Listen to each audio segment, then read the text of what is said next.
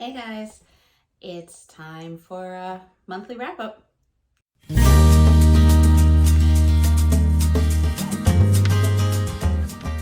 Hey guys, if you're new here, I'm Nicole and welcome to my channel. And if you've been sticking around with me, thanks, and let's continue our journey. As you know, this past month for September, I was involved in the Literature Club as well as Becca's Bookoplathon. Those were the two book clubs / readathons that I participated in. And as you can remember from my September T.B.R, which I will link below, the board was not really that nice to me. I started out with 5 rolls thinking I'll read 5 books and then I'll do another video somewhere in the month with doing more rolls and it'll be all fun, and didn't happen. I ended up rolling doubles 4 times, which gave me 9 rolls and 9 books to read, plus the Literature Club book made 10, and that's usually around 8 to 10 is usually what I go with for the month. So it was already a big TBR for me, plus some of the books that I picked were pretty chunky. You know, we're talking on about 500 to 600 pages in some cases. But overall, it was a decent month. There was one book that I did unfortunately not have a chance to get to, and I will bring that up when we get to it in the list. So let's go ahead and get started. So for my first roll that I had, I ended up landing on the T.B.R vet space, and for that book I had chosen to go with Interview with the Vampire. This was also on my 40 before 40 list, which I'll link below if you want to check that out and see what other books are on that list. I wanted to read it because it's on my, I've been wanting to read it since I was a teenager, and then, you know, the new show's coming out, so I wanted to do that. Overall, I gave this book 3 stars for me. I can understand why when it was released, I think it was 1978 was when it was released, why it was so ahead of its time, and then why it, you know, hit big back in the 90s when the Brad Pitt, Tom Cruise movie was coming out. It's more philosophical than what I thought it was going to be. Realistically, it is just what it is. It's an interview with a vampire about his life and how he turned, and not even like kind of his whole life. It's just like kind of an aspect as it relates to Lestat and Claudia. And I didn't hate it, but I didn't love it either. I was kind of stuck. It was a book like, this thing's really short, should have only been, you know, a few days of reading this for me. It took me like a week to read it because I was just a lot more horror than I usually do, but just a lot more felt droning kind of on, and I get that for the character type. Like, it all made sense for the character types, but I just didn't really care for it. I thought Louis was kind of boring. I thought Lestat was just manipulative, and just, I did not like Claudia at all. I thought she was even more manipulative in some points than Lestat ever was. Like, I just did not like her, but at the same time, I couldn't really fault her because she's like a 60 to 100-year-old vampire trapped in the body of a 5-year-old girl in the book.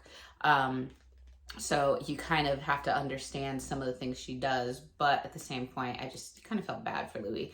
I did like when they got to, there's a part where they travel and they go to Paris and they meet up with a vampire theatrical troupe there, and their unofficial leader is Armand, and I really liked the character of Armand, which is funny because in the movie with Brad Pitt and Tom Cruise in the 90s, I loved Armand, and that was, I think it was Antonio Banderas, and it was the first time I had ever really seen like a Spanish vampire, which was kind of cool for me because, you know, I have Spanish heritage, and so that was kind of cool because it wasn't like Eastern European, or, you know, not that Armand was just really cool, and I really liked Armand. I loved his character.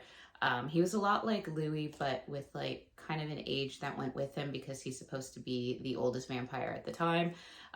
Just kind of the discussions that he got into with Louis about, you know, what is good, what is bad, what is truly evil, what is, like, those were just really interesting, considering, you know, I was kind of bored with the books.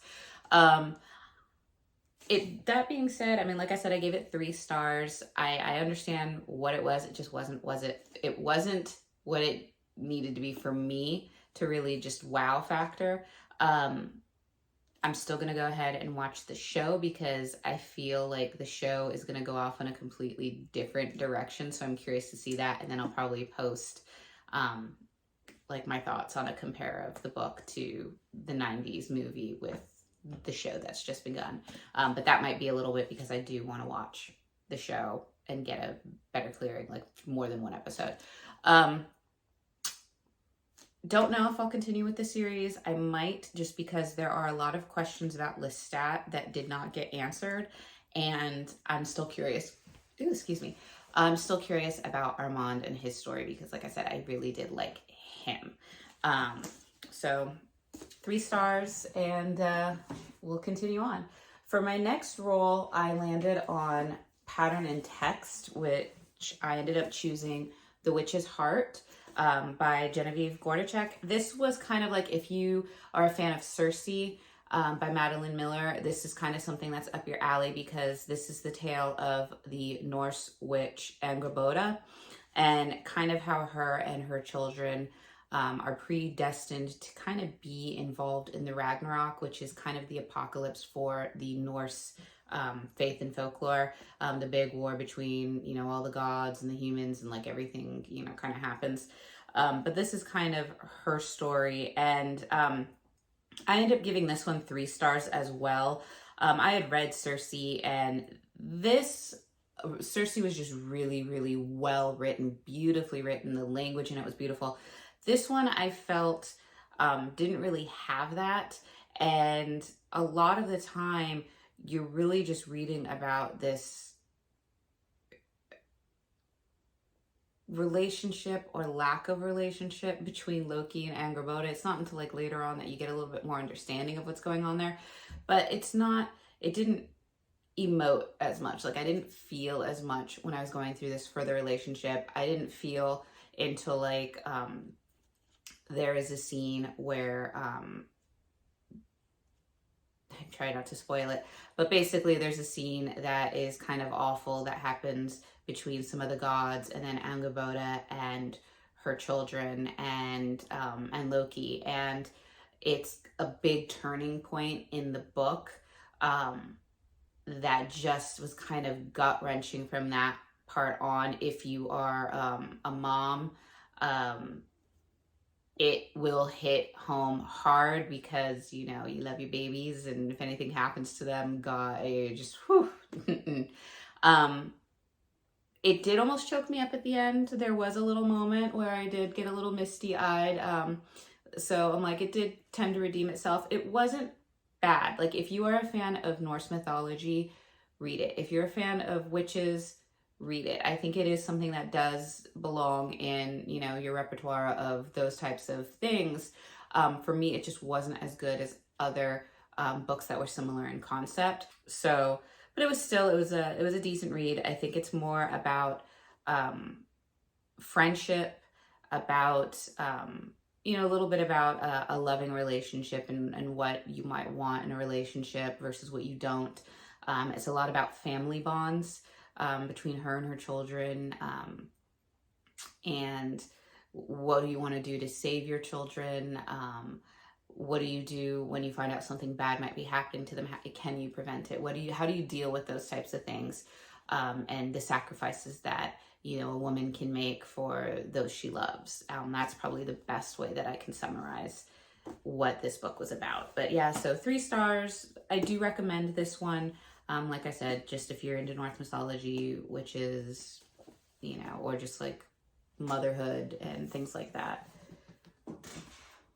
The next book that I read I should say the third role that I did made me land on a book that was published between 2000 and 2019. And for that, I tackled Clockwork Angel, which is the first in the Infernal Devices trilogy that, as far as I understand it, it is the prequel to the Mortal Instruments series. And I've been wanting to read this for a while, just so that I could say I've read it. You hear good things about it. I've been wanting to read it.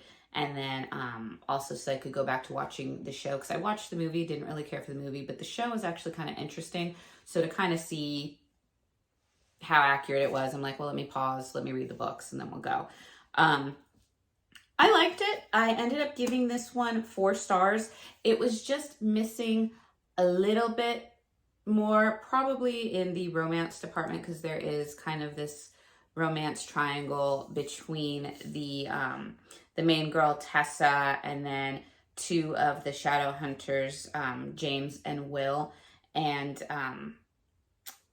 James is kind of, if it is James, no, it's Will. James is kind of the sweetheart, like, good guy, very comforting, has a lot of similarities with Tessa. Will is kind of the, you get that enemies to lovers type trope in there. Like, there's the more witty banter with that, but Will does make more progress than James in that. Little spoiler alert for that one. But by the end of the book, you still have, I mean, there's still, like, it's up in the air as far as the love triangle goes. The world that was created for this, I actually really liked it, because it's like Victorian times, but a Victorian time where the supernatural kind of lurk. So you have fairies and vampires and witches, and how they kind of get away with things in Victorian London. And just, it was like plot as in boom, boom, boom, boom, boom. Like, I didn't really get a sense that there was a lot of filler. I liked the way that she kind of included backstories for people within the plot points that didn't take away. It didn't be like, oh, we're doing this, and then you read like a chapter or 2 that's like somebody's backstory, and then you have to like get back into the plot. That didn't happen in this, which I really liked. But like I said, there were just a few things, like, you could definitely tell that this is a YA book versus being an adult book, and maybe that's what it is that was just kind of lacking for me a little bit.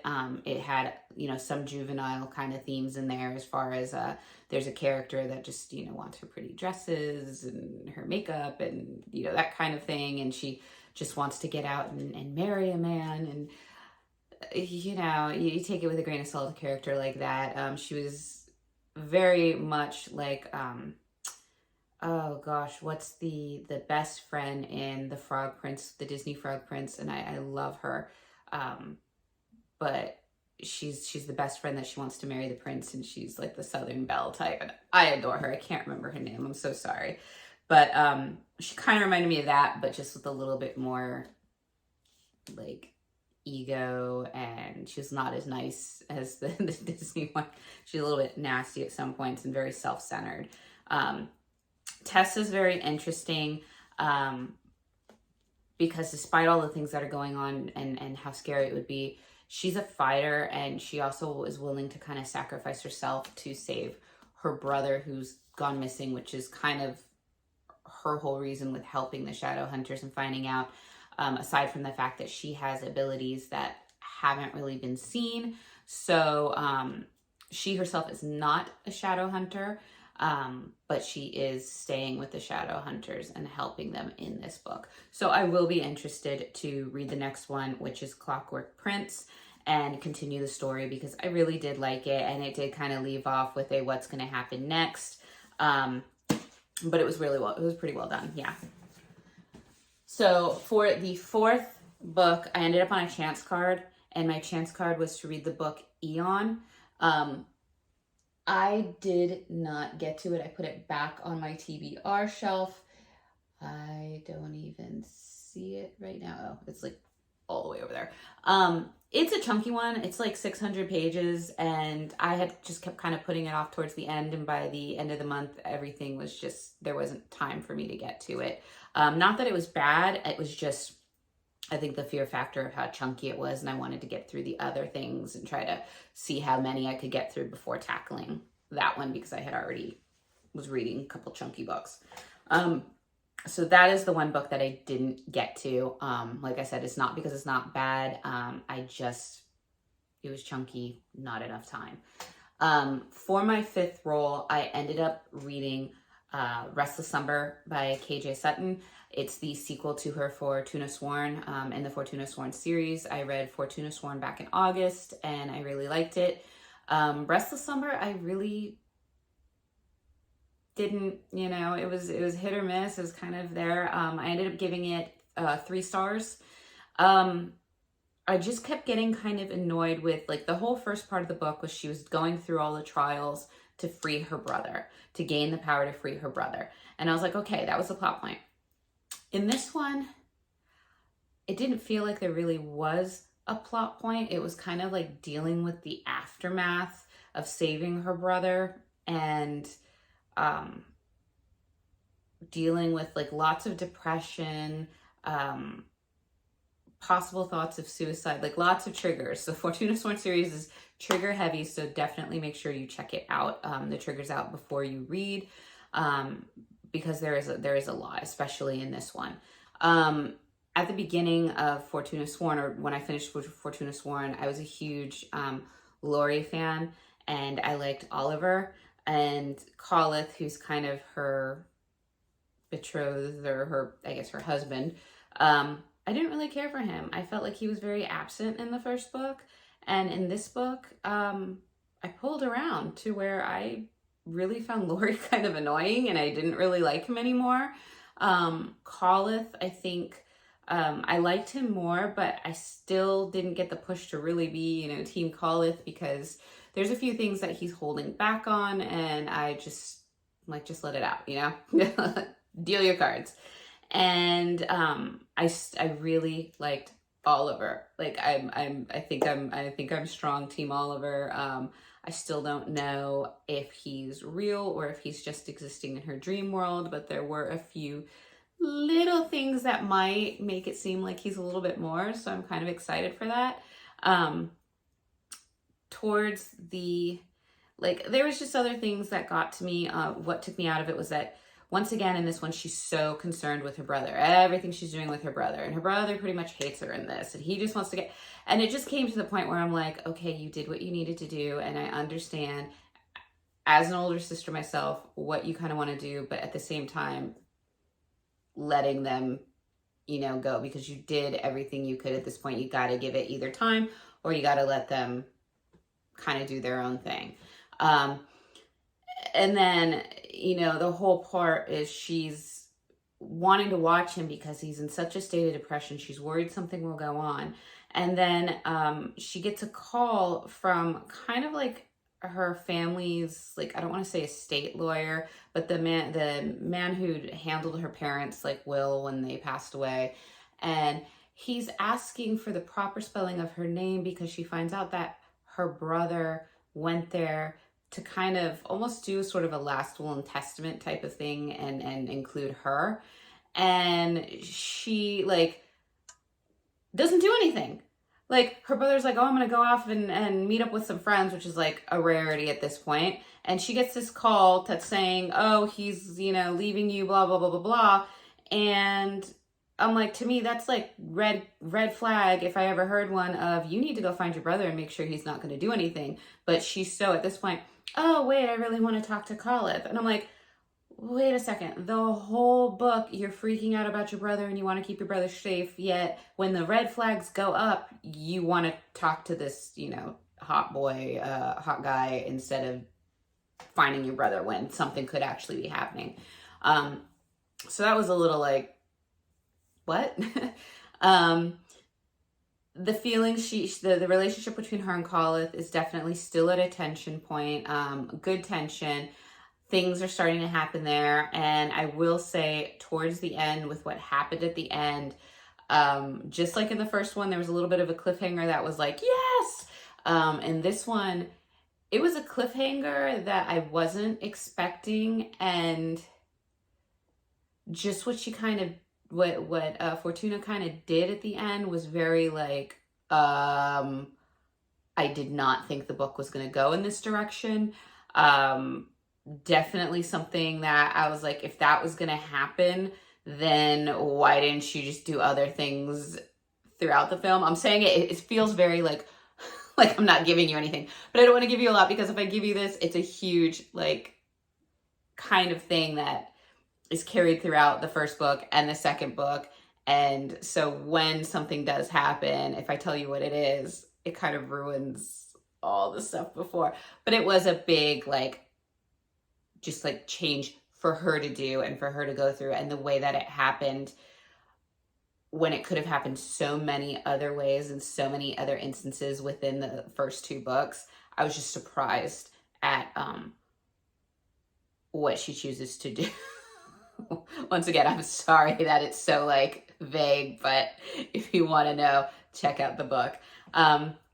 With that being said, I will continue the series just because, like I said, I'm curious to know now what's going to go on. And I think one of the underlying themes that keep going for me is Oliver real? Like, I want to know, is Oliver real? Because at this point, if he's not, I will be so upset, and I will be like, why did you need to have these dream sequences with this character in the book if you were not going to make him real? I will be very upset. So I kind of have to read the book and make sure that, yes, he is real. Somehow Oliver is real. But like I said, I'll continue it. 3 stars for this one. I think it was 4 stars for Fortuna Sworn. So we'll see whether the next book in the series is a hit or miss when I get a chance to tackle that. So for the 6th roll that I did, because now we're getting into the double rolls, I had rolled a book with a multi-POV. And for that, I basically ended up choosing Electric Idol, which is the 2nd book in the, I think it's the Cities of Olympus or Dark Olympus series by Katie Robert. I read the first one, which was Neon Gods, last month in August. Really loved it. This one, like, I think I gave Neon Gods 4 stars. I'm not sure. This one was 5 stars. This was the one that when I got the Neon Gods and this was the one that I was really super excited about, but you know me, I got to read it in order. And so I read that one first. This one I loved. I really loved it. It's the story of Cupid and Psyche, which is one of my favorite myths. But this is so twisted on that, where Psyche is the sister of Persephone, one of the daughters of Demeter. Once again, this is a city in which people inherit the titles of the Greek pantheon of gods, not the gods themselves.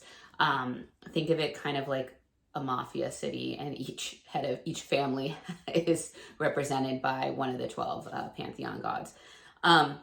So Psyche is one of the 4 daughters of Demeter, and she is now about to take her sister's place. Her sister Persephone in the first book was going to be promised to the old Zeus.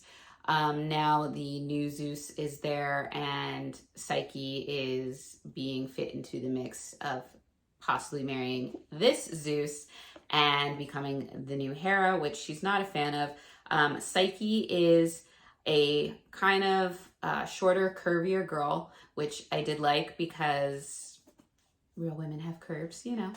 And she is very smart, and she kind of hides away, like she knows how to play the game. So she puts on this kind of, I almost want to say like a social media persona that really isn't her, but it's her playing the game because she knows what she needs to do in order to survive. And what happens is there is kind of this ongoing feud between Demeter and Aphrodite, and they're both wanting power, and they're trying to get control of not really of Zeus, but kind of influence him as far as who's going to be his Hera. And once again, Demeter's promoting, Psyche for that role, and Aphrodite is like, it's going to be my pick. I've always picked the last like 4 or 5 Heras. It's going to be, my job. And that's how she does her power. So she gets really upset. And then to add to it, her son, Cupid, who is kind of like her assassin. He's her not really her bodyguard, but he's one that kind of does the dirty deeds for her. Like whenever somebody needs to be no longer present, he's the one that kind of takes care of it. And at this party, where Demeter's trying to throw Psyche at Zeus, she walks away and she comes upon Cupid, or Eros, as he's coming back from taking care of business, so to speak, and he's got some cuts on him, and so she kind of just gives him attention and tries to clean him up a little bit, and they're caught by paparazzi to make it seem like there's kind of this Romeo and Juliet relationship going, because people know about the feud between Demeter and Demeter and Aphrodite. Aphrodite's really ticked off, and she basically tells Eros, very, very evil queen, villain, bring me her heart type of thing, like kill her. And so Eros doesn't really want to do it because Psyche is the first person to kind of show him kindness.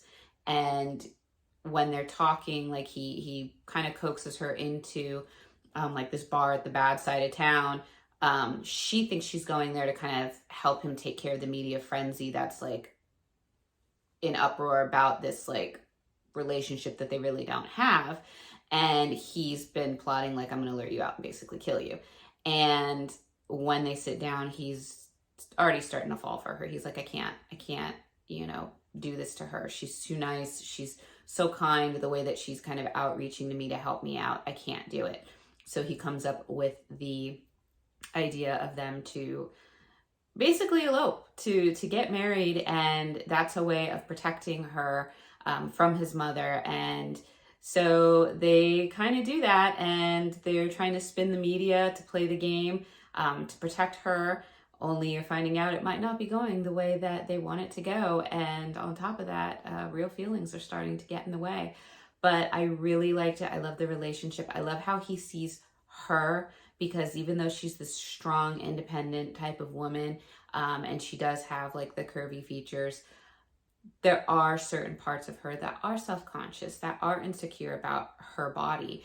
And just the way that Eros, who's supposed to be like every woman's idea of like what an amazing hot guy should look like, how he views her and her curves and her body, I just really loved it. I loved this story, and I'm going to continue the series, but yes, pick this up. Very good.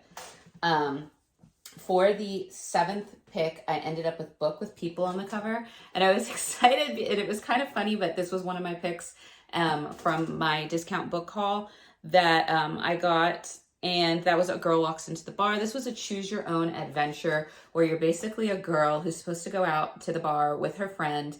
Her friend kind of like is like, oh, I can't go, I have to work late. So now you're stuck at a bar, and it's just the different paths you can kind of go on with the different people that you meet in the bar. Like one's a rock star, one's like this female artist, or she wants to go to an art show. One's the bartender. One's like this really rich kind of guy, and one's the bodyguard for the rock star. So there's all these different ways to go. I ended up giving it 3 stars because it was what it needed to be. It was so funny at times. I felt like this was more of a romantic comedy and not so much like steaminess. There are steamy scenes in it though. There are like when stuff happens, there is steaminess, but every route you take tends to be like, it starts good, you get to the steam point, and then there is something bizarre that just happens that you're like, there's no way. So many times I started and I was like, oh, this is kind of, wait, what? Wait, no. And then there was even a part where I was just like, sure, you know what? Let's just do it, because I said I was going to do all the routes and know everything. There was one where it asked you if you wanted to do something that there's no way I would. And I was just like, sure, in the context of this book, let's go for it. Let's see. And you turned to the page that you were supposed to, and the author literally says like, are you crazy? Of course you're not going to do this. Go back to whatever page. So it was very funny. A lot of chuckles. Little disappointing in the fact that the bodyguard scenario, which seemed like a pretty decent storyline, it didn't end up really with romance. There was like some flirting, but nothing. It never really went anywhere. He gets you back to the bar. So spoiler on that one, sorry. And then the new neighbor in your apartment when you get back home, I was expecting there might be a storyline there, and there wasn't there. So that kind of brought it down a bit, because those were the two storylines out of any of them that I actually really was curious about.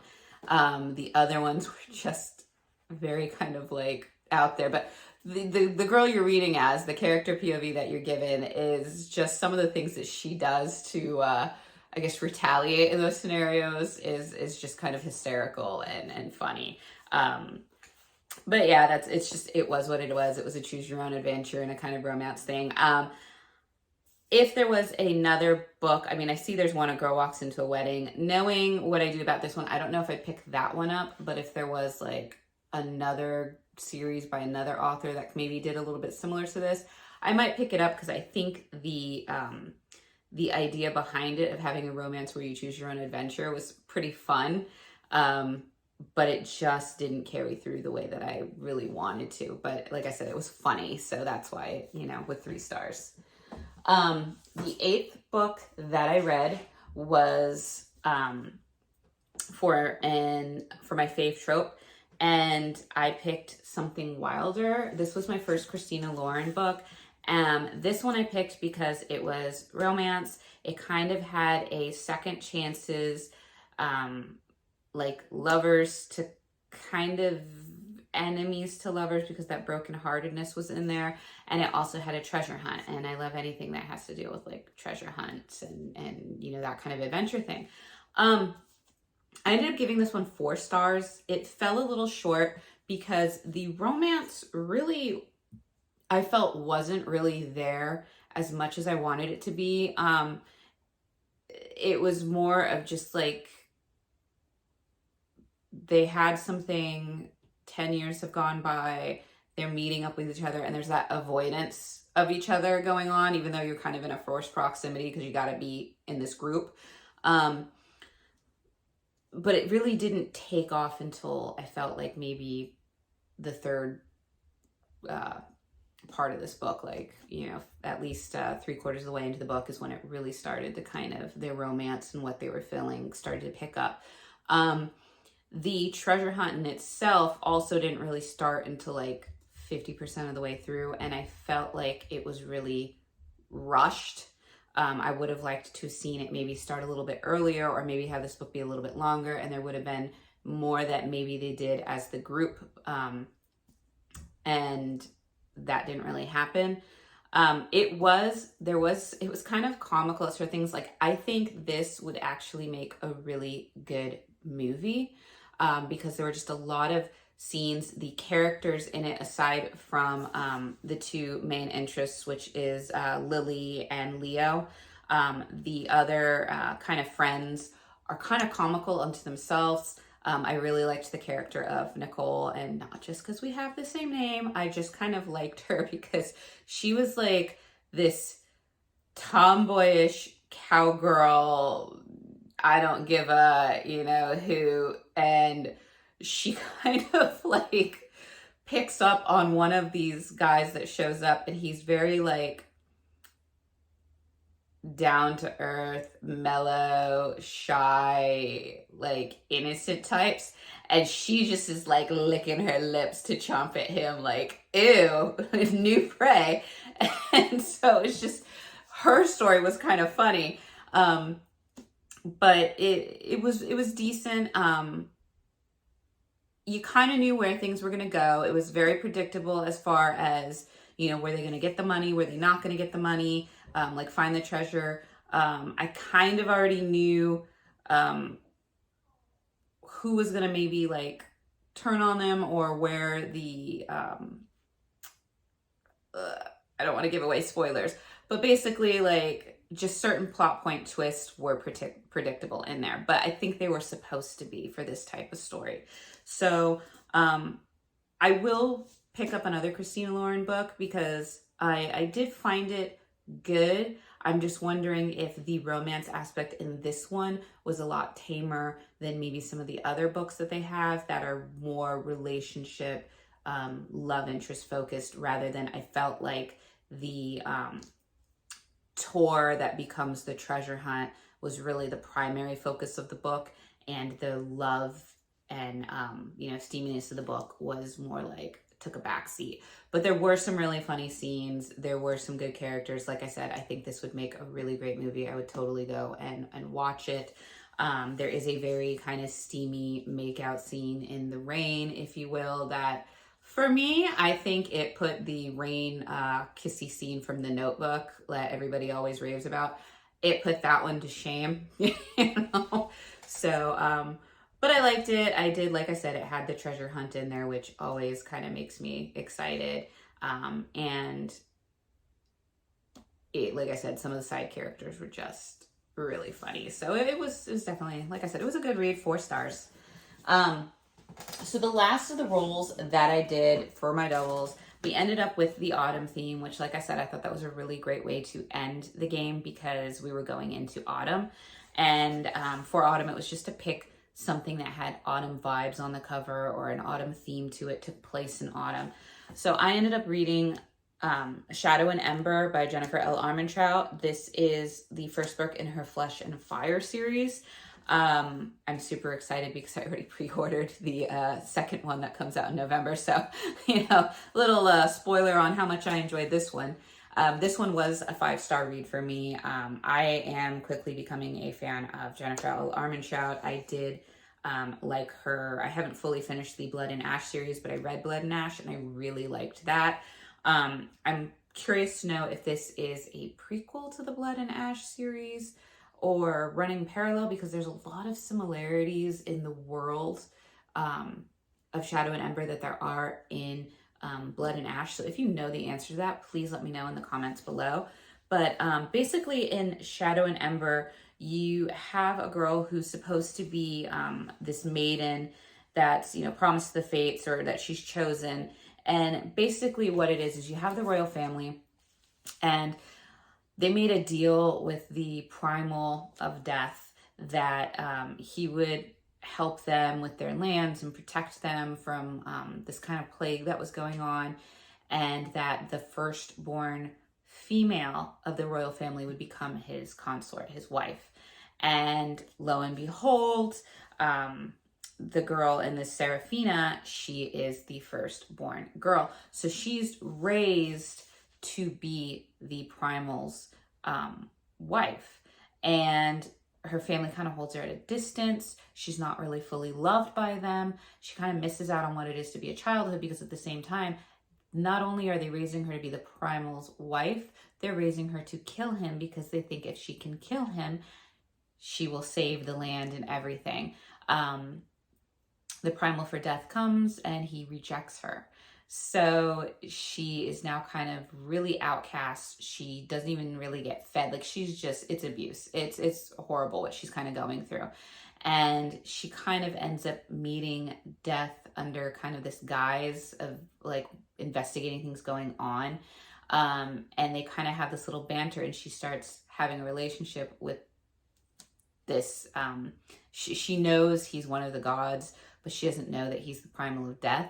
And she's, having this friendship, which does turn into a little bit more without knowing who he is. And she lets things slip about how, because the Primal of Death rejected her, what her life's kind of taken on a little bit. And he ends up taking her and announcing her, and she finds out that he's Primal of Death. And there's kind of witty banter going on. At the same time, she's falling for him, but she knows that she's supposed to kind of kill him to save her land. So she's dealing with, do I want to kill him to save people, or do I want him to live? Is there another way? So it was just really interesting. And then you have like kind of the plot thickens, and towards the end of the book, it does leave on a cliffhanger that has reversed the situation, where they went from kind of friends to lovers to now enemies. Dun dun dun, spoiler on that one. But at the same time, only one of them is really feeling to being enemies. The other one would very much like to be lovers. So there's a little teaser for you, that one. But I loved the world in which they create. There's like these dragon kind of beasts that shapeshift.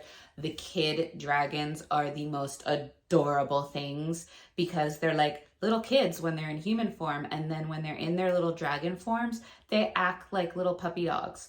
They are the cutest things ever. Like, I want one, but at the same time, they're like their own beings, so I don't want to like own one, but like being around one would be really cool. But I did like that the steaminess in here is keeping with, you know, Jennifer L. Armentrout's steam that she does write, and she writes it very well. So it is a really, really great book. I can't wait. Like I said, pre-ordered the sequel already. It comes out November 15th, I believe, and I can't wait. Like, I really, really loved it. And it is a beautiful cover. She has such beautiful covers for her books. So 5 stars. There was a 10th book, and that was the Literature Club book pick for the month, and that was The Deal by Elle Kennedy. That one was a 5-star for me. In it, you have, it's kind of a fake dating trope where she's supposed to tutor the guy and he's supposed to fake date her to get the attention of one of the other athletes at the school. The steam and the desire was definitely very nice in there. But there was a lot of little comical areas where it was just kind of finding that person you could feel comfortable with. There's a main trigger warning because the main character is a survivor of sexual assault. So that does carry through with the book and the understandings of it. There's also some family drama for the male love interest, his side between him and his father, and just the pressure of what parents can put their kids through. So there's a lot of for that, but all in all, it was really great. A really good, well-written, like how a relationship can form, the understanding, the trust that can come along with it. And then, like I said, you had the longing and the desire to kind of make, like, I think it was more from the guy's side to make the girl his and not just be this fake dating thing. But how do you go about that when all she knows you to be is like a flirt and, you know, especially when there's a scene where she does walk in on him with somebody else. So, but I will definitely want to continue with that series because I think that's the first one that has to deal with the hockey team. So I will definitely be picking up the next one. But all in all, it was a decent month, you know, a few 5 stars, a lot of 3 stars. Kind of felt like it averaged out the month. Once again, didn't get through Eon, but I am looking forward to what the next reading month brings. If you read some of these, did you like them? Did you not? If there's any books by Christina Lauren that you think were like a lot more focused on the relationship and love, let me know in the comments below, because like I said, I would be interested in reading another one of those books. If there's anything out there that you think that I should read, let me know. I'm always looking to add to the never-ending TBR list. Also, if you are new here and you want to subscribe and stay in touch to watch all my videos, that would be really appreciated. Give it a thumbs up, give it a like, as some of the other YouTubers do, doodly doos as they call them. But it's always appreciated, and I will see you guys in the next video. Bye.